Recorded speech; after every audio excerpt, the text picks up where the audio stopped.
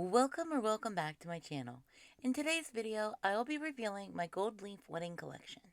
This collection is perfect for fall, and the link to the collection is down in the description box below. But let's dive on in.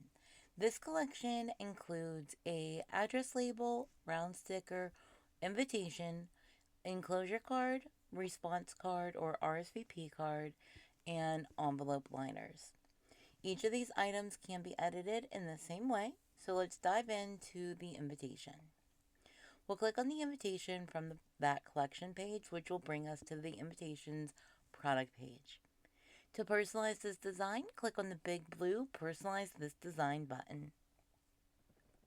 A pop-up will appear showing what information is easy to be edited, and you'll just erase the pre-filled text and replace it with your own.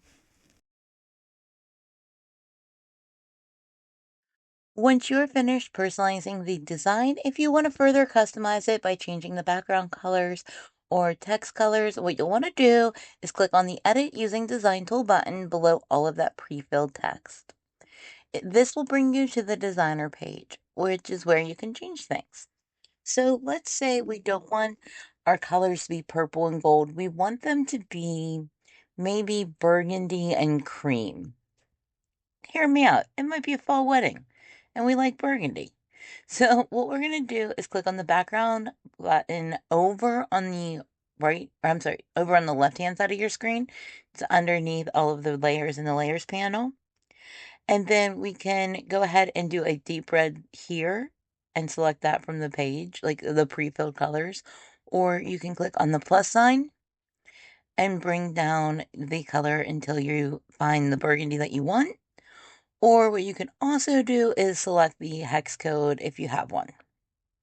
So this probably is not really burgundy, but that's a color I want to go with because I kind of like it. So we're going to do that for the front of the invitation. Now we want to make the same changes to the back of the invitation. So just select the word back and then select the recently used color that you selected. We also need to change the design because we wanted it to be like a cream color. So we already have the graphic selected. We are going to select the color over on the right hand side of your screen because you can change this graphic, which I love that you can do that. I mean, I designed it for that purpose, but you know. And then you can select the pre-fill colors or you can select color picker to make whatever color you want. And like I said, I kind of wanted to go with like a more creamy color. That is too light and I don't like that.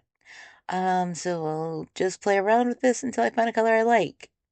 All right, that one works. So if you need to, you might want to write down your hex codes like on a sticky note or something so that you have them for additional things. And if you play with too many colors, you're not going to have them in your recently used colors for your next item. So just be aware that might be something that you want to do. So now I'm back on the front of the page and I did already change the graphic on the front to match that color. And now I'm going to do the same thing with the names by selecting color after I selected the name and then going to my most recently used colors to get that really pretty cream color. Now, if you don't want it to say dinner and dancing to follow, you want it to be traditional with reception to follow, select that wording, move up to the top and select edit text, which is where you can now change it to reception to follow. Select OK. And then once you're done making all of your changes and you're happy with how your invitation looks, select the green Done button up at the top right-hand side of your screen. That'll bring you back to the product page. And now you can select the quantity of invitations that you need by selecting the drop button underneath quantity and then selecting how many invitations. Once you're done with that, select the add to cart button next to it and a pop-up will appear showing that it was added to your cart. Now to add your RSVP card and other items, select the close button of that pop-up. Move down about halfway of your screen and you'll see the collection again, where you can now select the other items that you need. I hope that this tutorial helped with editing your invitations with me. If you have any questions, please feel free to leave a comment below and I will get back to you right away.